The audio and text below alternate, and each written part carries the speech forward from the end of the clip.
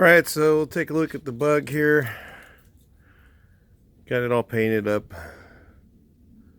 Looks pretty smooth. Not much as far as orange peel goes. Oh, I got a little hair there. That's great. That'll be easy to fix though. Just gonna color sand and buff it anyway. New for sure. Pretty straight, not many waves in it. Not much, a little bit here and there, and that'll all get straightened out. A little bit of color sanding, buffing hides some stuff even more. A lot of people think before it gets color sanded buff, oh man, I saw a little wave there, and all of a sudden you color sand above it and it's gone. Just because the shine kind of takes it away, the smoothness and shine. So looks pretty good, pretty smooth. Overall it'll look great when it's all polished, that's for sure. And this color is supposed to be, well, we don't really know, but from what I could tell in the photos, I haven't, it didn't have a color number on it, of course. We just matched the door jamb, and it's not Savannah beige. It's not that dark. So it's got to be Fontana gray is what we figured it is from looking at the photos online, and the colors that were available on this year 65. So kind of a unique color, a little bit different, kind of cool. Looks really neat. It's really clean. Once it's all done and buffed and a couple runs in it, always get a couple of those. I'd rather have a couple of runs than have a bunch of orange peel to sand out. One of the things you guys that are spraying these things you run into, when you're spraying this area here and you're kind of keep it really wet, and this is where I always make the mistake, and sometimes I don't get them, but sometimes I do. Seems like I always seem to get a run right here. Is when you come into the corner with your spray, you need to turn at an angle and then stop right here and not go onto your fender. So a lot of times people will kind of go like that, angle a little bit, and then that bounce will hit the fender and load it up just a little bit. So if you're right on the edge and you're soaking it, because you don't want orange peel here, and you end up sometimes with a sag right here, which I got. You see a little bit of one right here, a little sag going on all the way down. It's easy to sand that one out though. It's a lot easier than sanding out a bunch of garbage orange peel through the doors. So that's just a little heads up. That's why I always tell people, when you're spraying, don't turn your gun like this. Keep your gun straight all the way to here and trigger right here. It's hard for me to do this. I'm looking at the camera instead of looking at what I'm doing.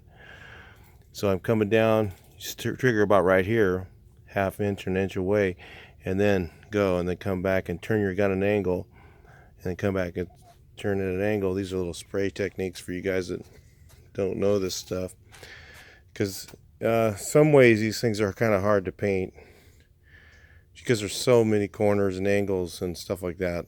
That's where you get your runs. So I didn't get them here because usually when I'm spraying here, it's just a small area. I'm just going like this, just going back and forth. So I'm able to keep that without running. But when you're going like this and you're trying to spray into here, that's when you're going to get it. Either you get a dry spot or a run at the very edge of the fender. So it's a little bit tricky to do. So it's just, if you're doing metallics and stuff like that, then you've got to really kind of dry spray a little bit more on your base, and then not try and get it too wet. And then on your clear, be ready to deal with something, unless you dry spray it. One way you can do it, if you're doing clear, if you wanted to you're doing a really custom beautiful car, you want to make it look perfect, go through and just spray it a little bit dry the first time.